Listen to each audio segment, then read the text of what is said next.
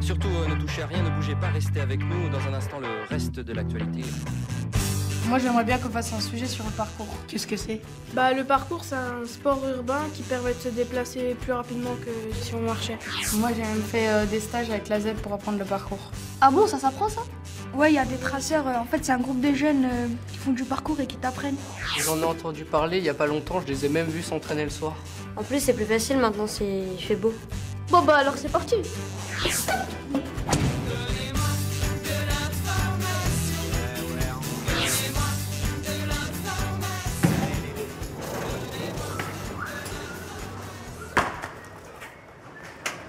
Rendez-vous dans la rue donc pour nos reporters d'un jour, car c'est là que se pratique le parcours, en toute liberté et plutôt en bande. À Besançon, ils sont une vingtaine à maîtriser et à défendre cet exercice. Qu'est-ce qui vous a donné envie de faire du parcours? Ce qui m'a donné envie de faire du parcours, c'est cette liberté que ça apporte, cette discipline. Il n'y a pas vraiment de code, il n'y a pas vraiment de règles, c'est vraiment nous en fait qui choisissons ce qu'on veut y faire. Quand des passants, des gens interpellés viennent, on va répondre à leurs questions, on va leur expliquer ce qu'on fait, pourquoi on est sur cette zone-là. Ok, donc là on va voir un peu ce qu'on a fait un peu la dernière fois, les appuis sur les murs. Alors il y a deux types d'appuis, il y a celui pour aller vers le haut, face muraille, il y a celui pour aller sur le côté. Expliquer est devenu une nécessité pour les pratiquants de ce sport non officiellement reconnu et pourtant enseigné depuis peu aux étudiants en sport de Besançon. Il y a une image qu'il a fallu défaire du parcours, justement, sport de banlieue, sport de voyous, qu'il a fallu retravailler au fur et à mesure des années pour qu'il soit accepté par des institutions telles que l'université.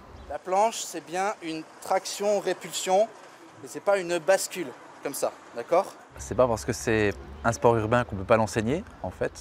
C'est vrai que le parcours a une image un peu sauvage, mais il y a des techniques, il y a des règles qui s'apprennent. Et on forme des gens pour après former des jeunes qui ne prennent pas trop de risques, surtout. Autre signe de reconnaissance, la ville a accepté l'aménagement d'une ancienne salle de sport. Les traceurs ont d'ailleurs largement participé aux premiers travaux. Le tas de planches là, c'est des planches qu'on a démontées dans l'entrepôt là. Et en fait, c'était les terrains de tennis. Et le but du jeu, c'était que ça soit pas une entreprise qui vienne tout démonter pour mettre à la poubelle, mais plutôt les associations qui travaillent à la place de l'entreprise, histoire que ça fasse moins de budget à la ville pour le démontage. Et puis nous, ça nous a permis de récupérer des planches. Et le but du jeu pour nous, ça va être de les réutiliser dans la construction des modules qui serviront soit au parcours, soit au skate, soit à d'autres disciplines qui seront dans le lieu.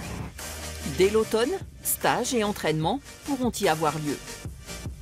L'idée, c'était d'avoir un lieu déjà pour être à l'abri. Et puis après, ça permet aussi pour les associations d'avoir un lieu qui peut être modulable et du coup qui peut permettre de varier les entraînements et d'adapter les entraînements en fonction du niveau des pratiquants, par exemple. Pour autant, être enseigné et reconnu ne doit pas forcément dire perdre son âme.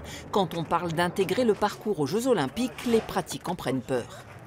Il y a une tentative de récupération du parcours par la FIG, donc la Fédération Internationale de Gymnastique. Le problème, c'est que nous, on ne veut pas faire partie de la FIG, parce qu'on n'est pas des gymnastes. Il ne faut pas se leurrer, ils viennent avec leurs moyens humains et matériels actuels, et ils vont les conserver. Ils vont fonctionner comme ils ont toujours fonctionné. C'est-à-dire qu'ils vont utiliser leur salle de gymnastique, c'est eux qui vont créer les diplômes alors qu'ils ne savent pas de quoi ils parlent, et tous ceux qui viennent en disant « oui, mais des traceurs s'en chargeront parce que des traceurs travailleront pour eux », non, ça, il ne faut pas y croire.